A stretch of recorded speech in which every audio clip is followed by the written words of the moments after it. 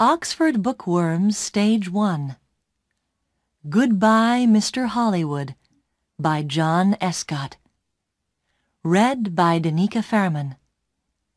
Published and copyright Oxford University Press, 1996.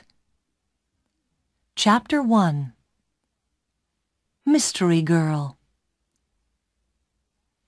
It all began on a beautiful spring morning in a village called Whistler in Canada, a pretty little village in the mountains of British Columbia. There was a cafe in the village with tables outside, and at one of these tables sat a young man.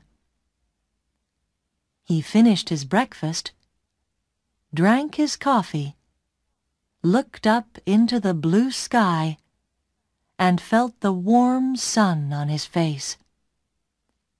Nick Lortz was a happy man.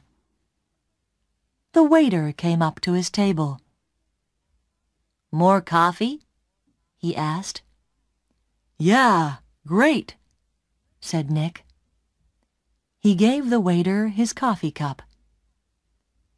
The waiter looked at the camera on the table. "On vacation?" he said. "Where are you from?" "San Francisco," Nick said. He laughed. "But I'm not on vacation. I'm working. I'm a travel writer, and I'm doing a book on mountains in North America. I've got some great pictures of your mountain." The two men looked up at Whistler Mountain behind the village. It looked very beautiful in the morning sun. "Do you travel a lot, then?" asked the waiter.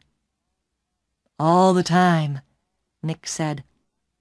"I write books, and I write for travel magazines. I write about everything. Different countries, towns, villages, rivers, mountains, people." The waiter looked over Nick's head. "There's a girl across the street," he said. "Do you know her?"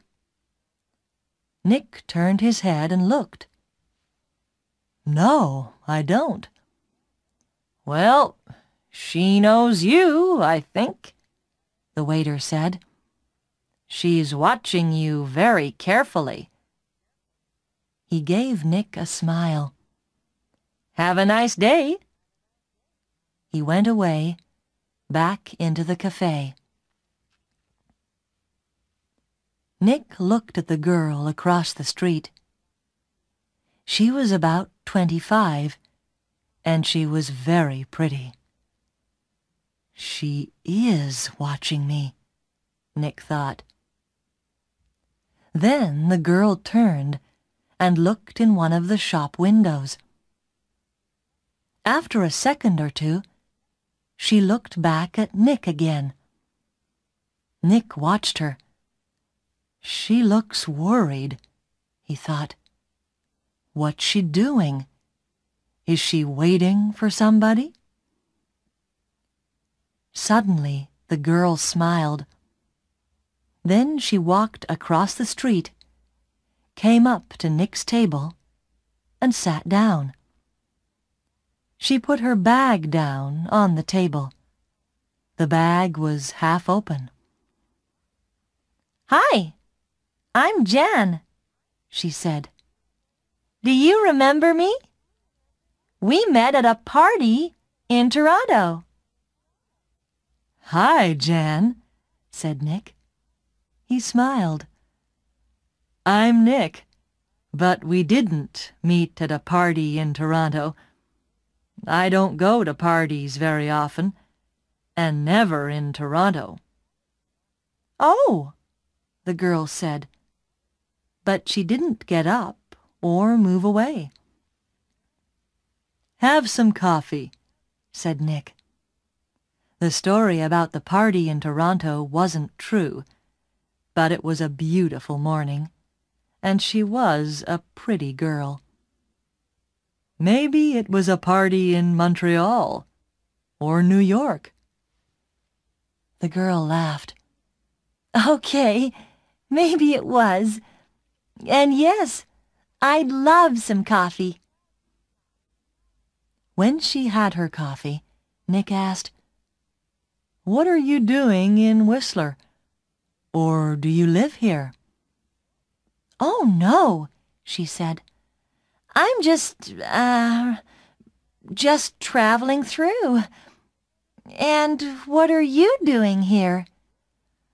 "I'm a travel writer," Nick said, "and I'm writing a book about famous mountains." "That's interesting," she said. But her face was worried, not interested, and she looked across the road again. A man with very short white hair walked across the road. He was about 60 years old, and he was tall and thin. The girl watched him. "Are you waiting for someone?" asked Nick. "No," she said quickly. Then she asked, "Where are you going next, Nick?" "To Vancouver for 3 or 4 days," he said. "When are you going?" she asked. "Later this morning," he said. There was a letter in the top of the girl's half-open bag. Nick could see some of the writing, and he read it because he saw the word Vancouver. "And we can meet at the Empress Hotel, Victoria, Vancouver Island, on Friday afternoon."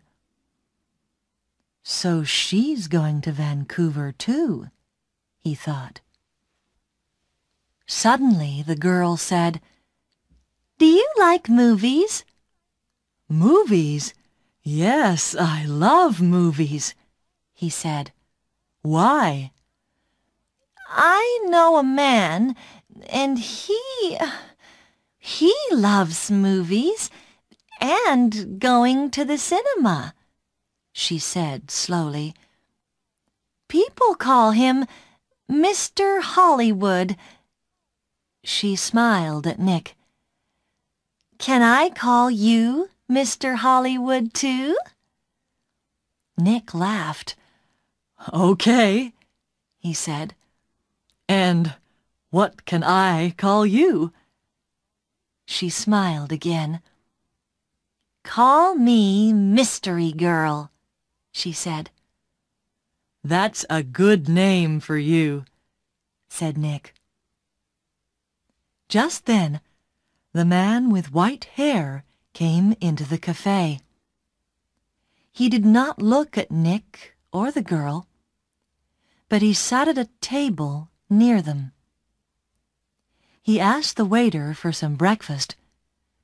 Then he began to read a magazine. The girl looked at the man, then quickly looked away again. "Do you know him?" Nick asked her. "No," she said. She finished her coffee quickly and got up. "I must go now," she said. Nick stood up too. "Nice to—" he began, but the girl suddenly took his face between her hands and kissed him on the mouth. "Drive carefully, Mr. Hollywood. Goodbye," she said with a big, beautiful smile. Then she turned and walked quickly away. Nick sat down again and watched her. She walked down the road and into a big hotel. Now what, thought Nick, was that all about? The man with white hair watched Nick and waited. After 4 or 5 minutes, Nick finished his coffee, took his books and his camera, and left the cafe. His car was just outside the girls' hotel, and he walked slowly along the street to it. The man with white hair waited a second, then quickly followed Nick. From a window high up in the hotel, the girl looked down into the road. She saw Nick and the man with white hair about 50 yards behind him. Nick got into his car, and the man with white hair walked quickly to a red car across the street. 5 seconds later, Nick drove away in his blue car, and the red car began to follow him. When the girl saw this, she smiled, then went to put some things in her travel bag. Chapter 2. A Hand in the Back. That evening, in his hotel room in Vancouver, Nick could not stop thinking about the girl in the Whistler Cafe. Why did she come and sit with him? She didn't know him, and that story about a party in Toronto wasn't true, and she was worried about something. But what?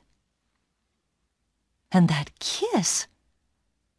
It was nice, of course, but why did she do it?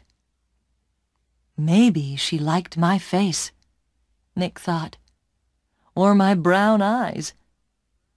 But I'm not going to see her again, so it doesn't matter. Forget it. He put some money in his pocket and went downstairs to the hotel restaurant.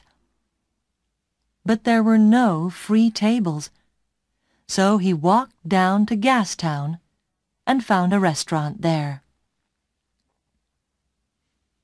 After dinner, he went for a walk. Vancouver was a friendly city, and Nick liked walking through Gastown and Chinatown, looking in the shops and watching the people. It was nearly dark now, and it was a busy time of the evening.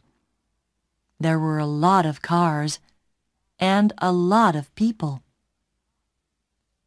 After a time, Nick began to walk back to his hotel. He came to a busy street and waited with a small crowd of people to go across. A tall woman in a blue dress stood next to him. She turned and smiled at him. "It's the first warm evening of spring," she said. "It's nice to be out after the long, cold winter." "Yeah," said Nick. "It's great. It's—" Suddenly, there was a hand in his back, and the hand pushed Nick into the road. Nick fell on his face in front of a big, green car. People screamed, but the green car stopped only inches from Nick's head. The woman in the blue dress ran into the road and pulled Nick to his feet. "Are you okay? What happened?" she said. The driver of the green car shouted angrily at Nick, but Nick did not hear him. "Somebody pushed me," he said to the woman. "I didn't fall. Somebody pushed me." "Pushed you?" said the woman. "Who? I didn't see anybody." Nick looked at the faces of the people near him, but he didn't know them. Then he saw a man's back. The man was tall and thin, and had very short white hair. He walked quickly away down the street, and did not look back. "Hey, you!" Nick shouted. "Wait!" But the man did not stop, and he was soon lost in the crowds. "Did he push you?" asked the woman in the blue dress. I don't know," Nick said. "Do you know him?" she asked. "I don't know his name," Nick said. "But I know that short white hair. Now where did I see it before?" The woman began to move away. "I must get home," she said. "Are you okay now?" "Yeah, I'm okay," Nick said. "And thanks. Thanks for your help." "That's okay," the woman smiled. "Be careful now." Back in his hotel, Nick sat on his bed and thought. It was an accident. Nobody pushed me. It was an accident. Nobody wants to kill me, and there are hundreds of men in Vancouver with white hair. It was 1 o'clock in the morning, but Nick couldn't sleep. He listened to the cars in the road, and he looked at the night sky through his hotel room window. Then he sat at the table and tried to write some more of his book about mountains, but he couldn't think about his work. He got back into bed. There were 4 or 5 magazines in the hotel room. They were not very interesting, but Nick sat in bed and opened one, and saw a photo of Mystery Girl. He looked at the picture very carefully.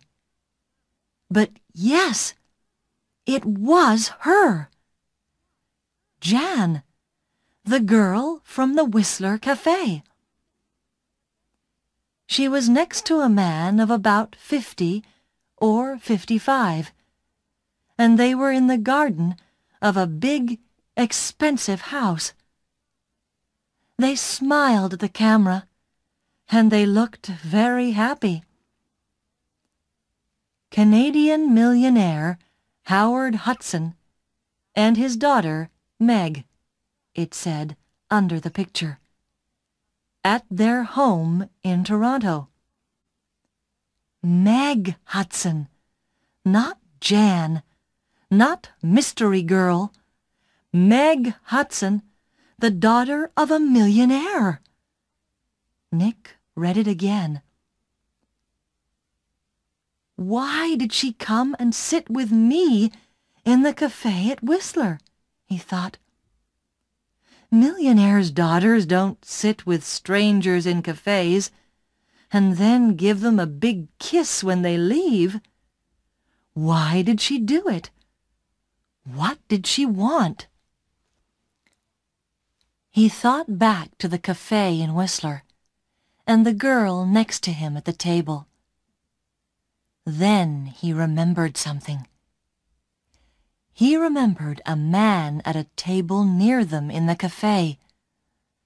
A tall, thin man, about 60 years old. A man with very short white hair. Nick didn't sleep much that night. Chapter 3. A Walk in the Park.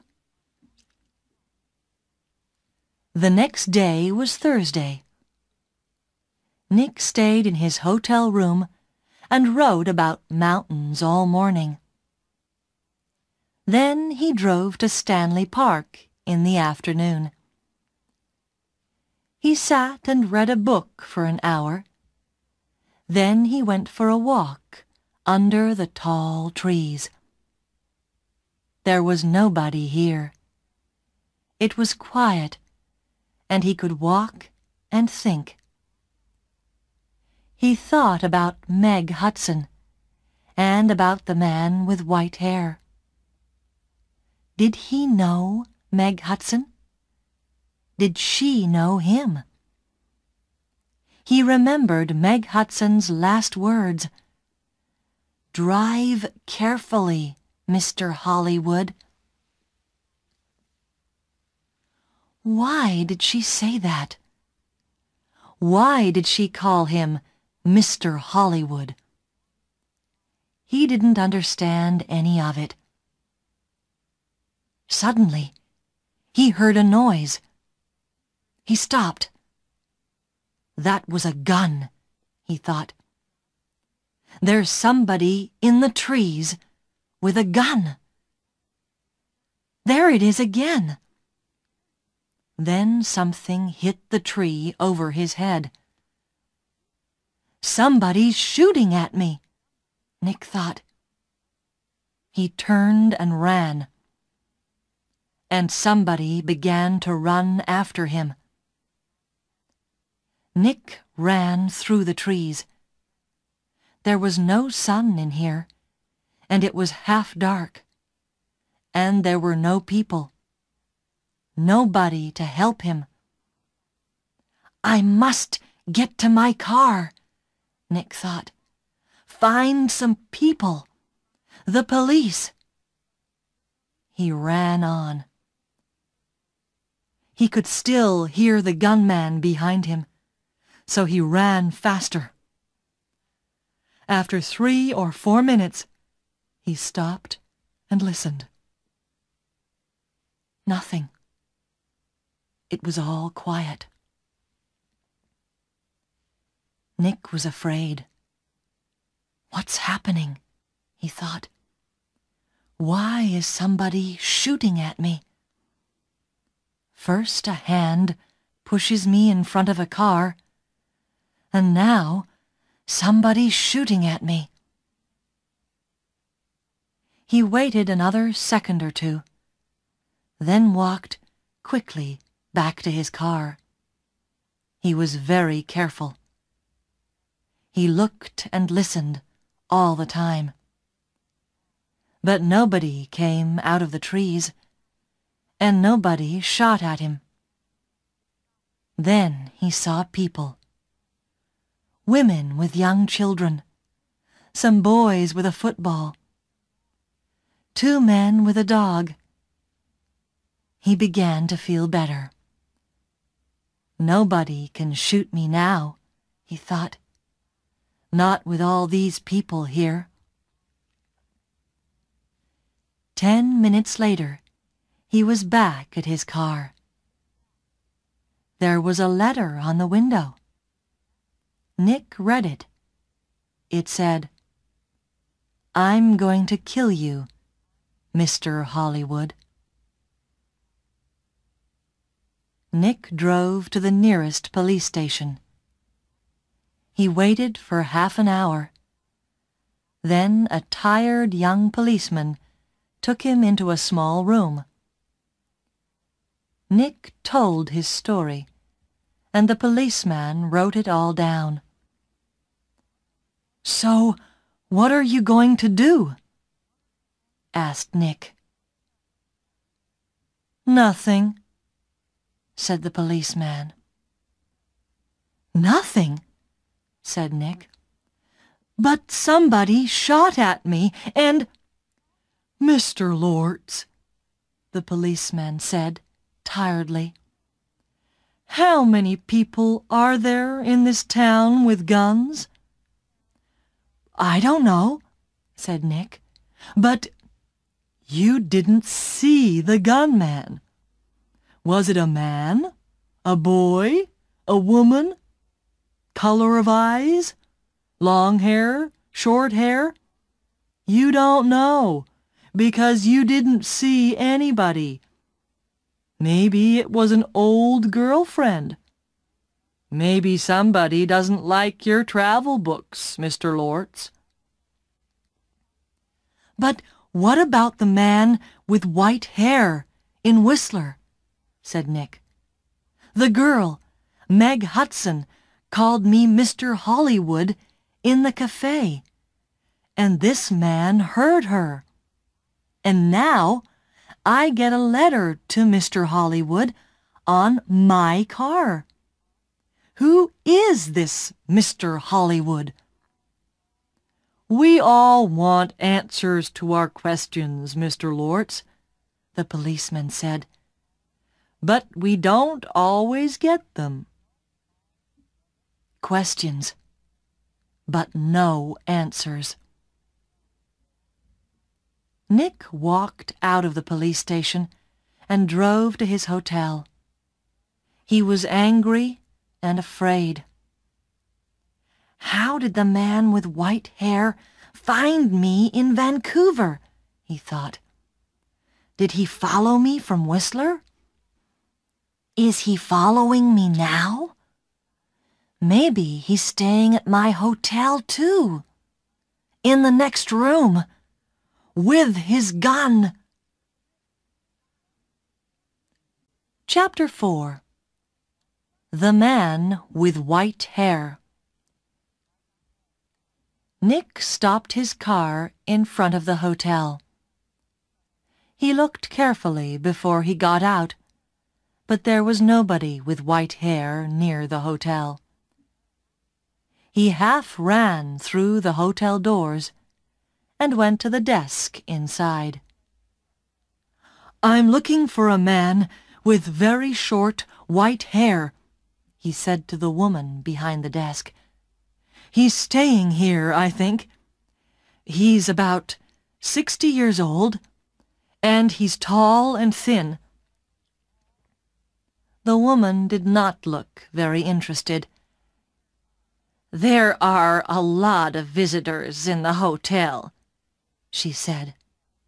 Do you know his name? No, I don't, Nick said. He's, a friend of a friend, you see. He arrived in Vancouver yesterday, and I must find him. It's very important. Please help me. The woman looked at him. There are 350 rooms in this hotel, she said, and maybe 30 or 40 men with white hair. How can I remember all their names? She turned away to answer a telephone call. Nick walked away from the desk. A drink, he thought. I need a drink. He went into the hotel bar, got a drink, and sat down at a table. So, what do I do now? He thought. And then he remembered something. A letter in the girl's half-open bag in the Whistler Cafe. And we can meet at the Empress Hotel, Victoria, Vancouver Island, on Friday afternoon. And tomorrow was Friday. I'm going to Victoria, on Vancouver Island, he thought.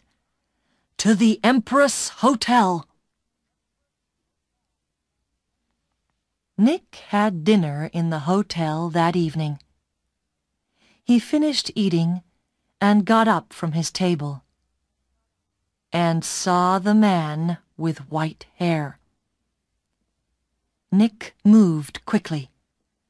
The man was at the hotel desk. Nick could see the white head above the other heads near the desk. "Excuse me," said Nick. He pushed past the people in the hotel restaurant. A small boy ran in front of him, and Nick ran into him. The boy and Nick fell down on the floor. The boy began to cry. "Hey!" said a woman behind Nick. "I'm very sorry," said Nick.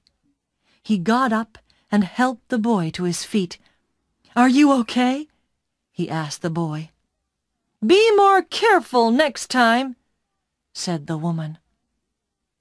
Nick moved away quickly, but when he looked back at the hotel desk, he couldn't see the man with white hair. He pushed through the crowd of people. "That man!" he shouted at the woman behind the desk. "That man with short white hair! Where did he go?" The woman looked at Nick. "Mr. Vickers," she said. "I don't know." "Vickers? Is that his name?" said Nick. "What's his room number?" "I'm sorry, I can't tell you that," the woman said. "But I need to—" began Nick. The woman turned away to answer the telephone. After a second or two, Nick went upstairs to his room. "Vickers," he thought. "Does Meg Hudson know Mr. Vickers? I need some answers, and I need them quickly." Chapter 5. Vancouver Island. Tawasin was about 23 miles south of Vancouver. Nick drove there in his car the next morning for the 1 o'clock ferry to Vancouver Island. Every 5 minutes he looked behind him. The road was busy. Black cars, white cars, red cars, green cars. Maybe Vickers was in one of them. At Tawasin, Nick drove his car onto the ferry. There were a lot of cars and crowds of people. Nick got out of his car and walked up and down the ship. He looked for a man with white hair, but he didn't see one. Soon the ferry began to move, and Nick felt better. He found the ferry restaurant and got something to eat. More people came in. Nick looked at the faces of all the older men. Some had hats on, so he looked for somebody tall and thin, but there was nobody. "Maybe he's not on the ferry," Nick thought. "Maybe he's back in Vancouver." Later, Nick walked around the ship again. Once, he thought he saw the man with white hair in the crowds, but he could not be sure. 90 minutes after leaving Tawasin, the ferry arrived at Swartz Bay on Vancouver Island, and Nick went back down to his car. Swartz Bay was 20 miles north of Victoria. Nick drove quickly, and again looked behind him every 4 or 5 minutes. Once he saw a red car about 200 yards behind him. "Did I see that car on the road from Vancouver to Tawasin?" he thought. He drove more slowly, but the red car still stayed 200 yards behind him, and Nick couldn't see the driver's face or hair. Soon he was in the busy streets of Victoria, and Nick didn't see the red car behind him again. Victoria was a city of gardens and beautiful old buildings. Nick liked Victoria very much, but today he wasn't interested in gardens or buildings. He found the Empress Hotel, went inside, and walked across to the desk. "Can I help you?" a young man asked Nick. "I'm meeting a friend here this afternoon," said Nick. "Miss Hudson." "Hudson," said the young man. "Wait a minute." He went away and came back. "Sorry, but there's no Miss Hudson staying here." Nick took something from his pocket. It was the photograph of Meg and her father, from the magazine. "This is her," he said. The young man looked at the picture. "Oh, right! You mean Howard Hudson's daughter," he said. "She's not staying here, but I saw her 10 or 15 minutes ago. She was with somebody, a man. He asked me about the tea room." "The tea room," said Nick. "Where's that?" The man with short white hair was tired. He couldn't sleep, and he couldn't eat. He thought about only one thing all the time. He drove and he watched, and he waited and he followed. When he drove into Victoria, the streets were busy, and suddenly he lost the blue car in front of him. Angrily, he drove around the city, past all the big hotels. "I must find him," he said. "I must do it. Today." Then he saw the Empress Hotel, and in the street outside it, a blue car. He drove past the hotel, left his car, and ran back down the street. He went across the road and walked past the downstairs windows. There was a big room with tables and chairs and a lot of people. He looked carefully at all the faces. "There she is," he said suddenly. There were 2 men with the girl. He couldn't see their faces, only the backs of their heads, but one of the men was in a green shirt. "Mr. Hollywood," the man said, and smiled.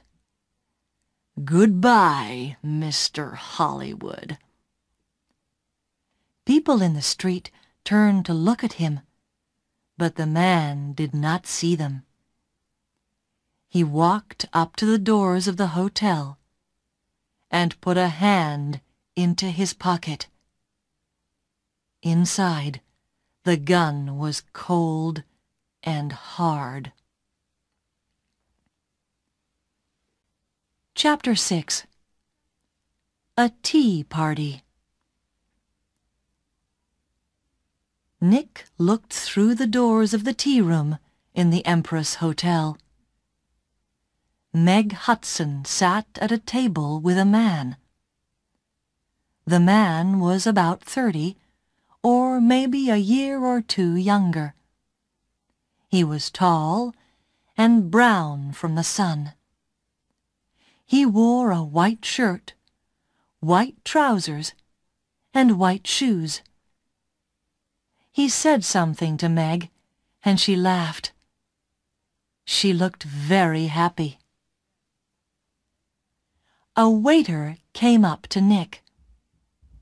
"Can I get you some tea?" he asked. "No, thanks," said Nick. "I'm with the two people over there." And he walked across to Meg's table. "Hello, mystery girl," said Nick. "Remember me? We met at Whistler. Your name was Jan then, but maybe today it's Meg Hudson." Meg Hudson looked up at him.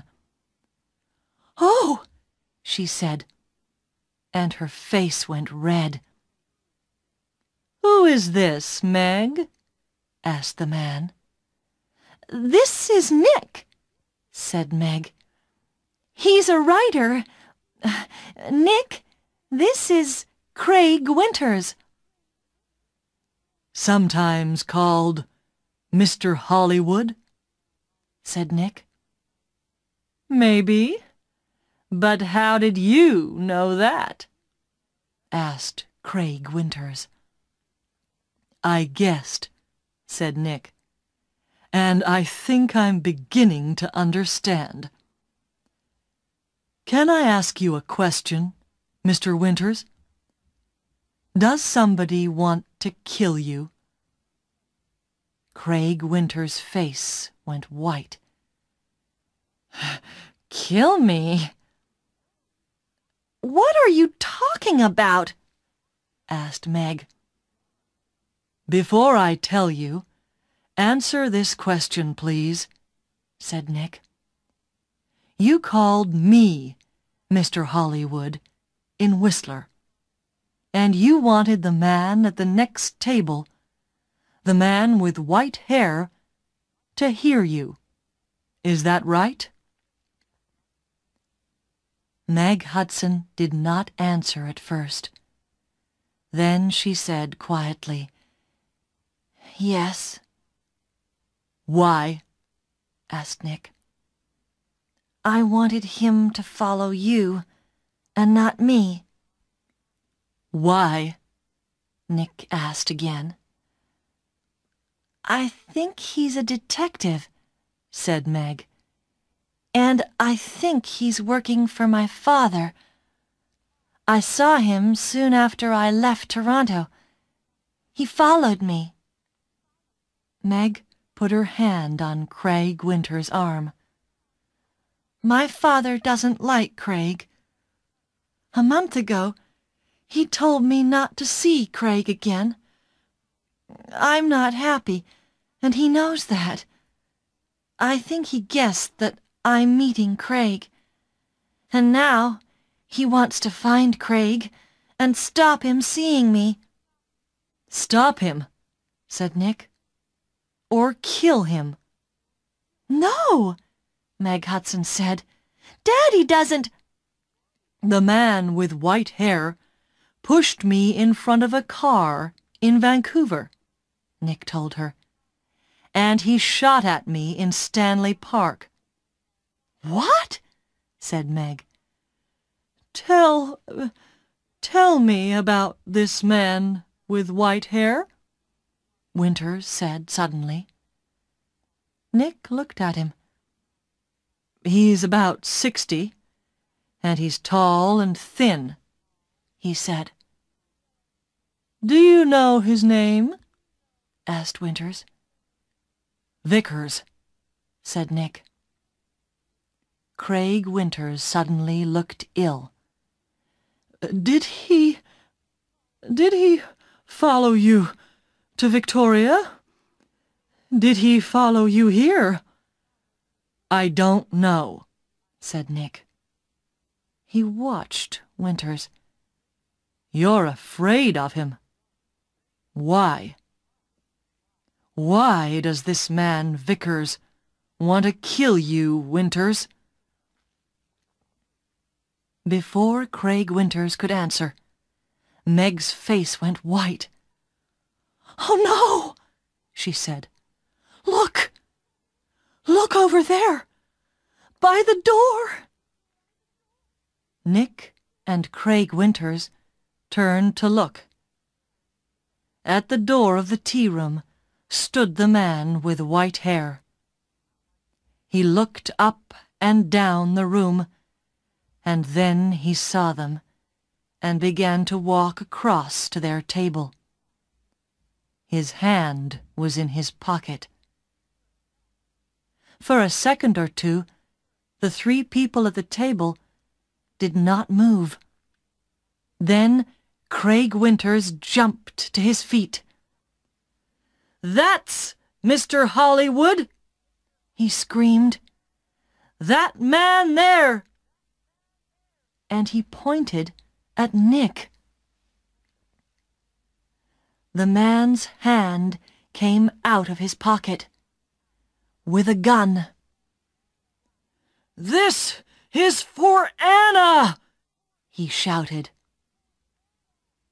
Nick moved very fast. The tea table went over, and Nick was down on the floor in a second. The shot went over his head, and Meg screamed. At the same time, Craig Winters shouted out and put a hand on his arm. There was blood on his white shirt. Then more people began to scream, and two waiters pulled the man with white hair down onto the floor. "Get the police!"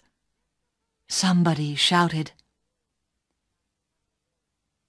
Chapter 7. At the Police Station.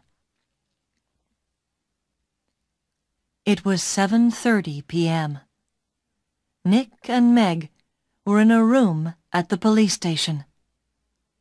The man called Vickers was in a different room with 3 detectives. There was a doctor with him, too. Craig Winters was at the hospital. The door opened, and a detective came in with 2 cups of coffee. He put them down on the table and turned to go out again. "Detective Edmonds," Meg said, "did the hospital call? Is Craig going to be all right?" "Winters," Detective Edmonds said. "Yes, he's going to be okay." "Can I call the hospital now?" asked Meg. "I'd like you to wait," said Edmonds. "Detective Keat is going to be here in a minute. He's just coming from the airport and—" He looked through the open door. "Ah! Here he is now." A second detective came into the room, and behind him was a tall man with dark hair. Meg stood up quickly. "Daddy!" she cried. "What are you doing here?" "The police called me," said Howard Hudson, "and I flew here at once. Detective Keat met me at the airport. Now sit down, Meg. I want you to listen to me." He did not look at Nick. Meg sat down, and her father took her hands. "Meg, last week Johnny Vickers came to my house. He wanted to talk about his daughter. You remember Anna, Meg? 3 months ago, she jumped off a bridge in Boston and died. She was young, beautiful, rich, and she didn't want to live. Why? Because she loved a man, and the man took her money, ran away, and left her. And the man was called—" "No!" said Meg. "No!" "Yes, Meg. Yes. He was called Mr. Hollywood." "No!" shouted Meg. She began to cry. "That's right, Miss Hudson," said Detective Keat quietly. "To you, he gave the name Craig Winters. When Anna Vickers knew him, he was Carl Windsor. But he liked all his, girlfriends to call him Mr. Hollywood. He took nearly $50,000 from Anna Vickers, and there was a girl before that." "No, it's not true!" Meg shouted. "It is true, Meg," said her father. "Windsor gets all his money from rich men's daughters. Johnny Vickers loved his daughter. He went to her house in Boston after she died. He read her letters and learned about the money and the name Mr. Hollywood. And when he came to my house, I told him about you, Meg. I said, 'My daughter's got a new boyfriend, and she calls him Mr. Hollywood. I don't like him, but I can't stop her. She's going away to meet him next week, I think. What can I do?' Johnny put his hand on my arm, and he said, 'Don't be afraid for your daughter. I'm going to find that man and stop him.'"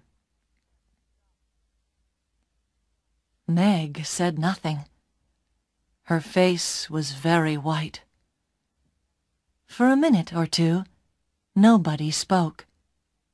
Then Detective Edmonds said, "Vickers told us all about it, Miss Hudson. He followed you to Whistler and saw you with—" Nick began to understand. "With me, in the cafe, and Meg called me Mr. Hollywood." Howard Hudson looked at Nick. "You're the travel writer guy, right?" "Lortz. Nick Lortz," said Nick. "Vickers nearly killed me. He shot at me twice, and—" But Howard Hudson was not very interested in Nick. He looked at his daughter again. "How much money did you give him, Meg?" he said. I gave him $25,000, said Meg. "Only for 2 or 3 months, he said. Then he—" She began to cry again. "Well, you can say goodbye to that money," said Hudson angrily. "What's going to happen to Vickers?" Nick asked Detective Edmonds. "Hospital, I think," said Edmonds. "Okay, he shot at you, and about 50 people saw him. But he's not a well man. The doctors are going to put him away in a hospital." Howard Hudson stood up. "Okay, Meg. I'm going to take you home. My plane is waiting at the airport." Meg followed her father to the door. Then she remembered Nick and turned. "I'm sorry," she said. "I got you into all this. I called you Mr. Hollywood. That was wrong. But I didn't know—" "It's okay," said Nick. "You know everything now. and it's better to learn it now and not later. $50,000 later. Chapter 8. A Nice Smile. Nick took the evening ferry back to Vancouver. He was tired and hungry, so he went down to get some dinner in the ferry restaurant. The restaurant was busy, and there was only one free table. Nick sat down quickly and began to eat. "I must get back to work tomorrow," he thought, "and forget about millionaires' daughters and men with guns." "Excuse me," somebody said. "Can I sit with you?" Nick looked up. There was a pretty girl next to his table. He got up. It's okay," he said. "You can have this table. I don't want it." And he began to move away. "Please don't go," the girl said. "Stay and finish your dinner." She smiled at him. It was a nice smile. But Nick knew all about nice smiles. "I'm not hungry," he said, and he walked quickly out of the restaurant.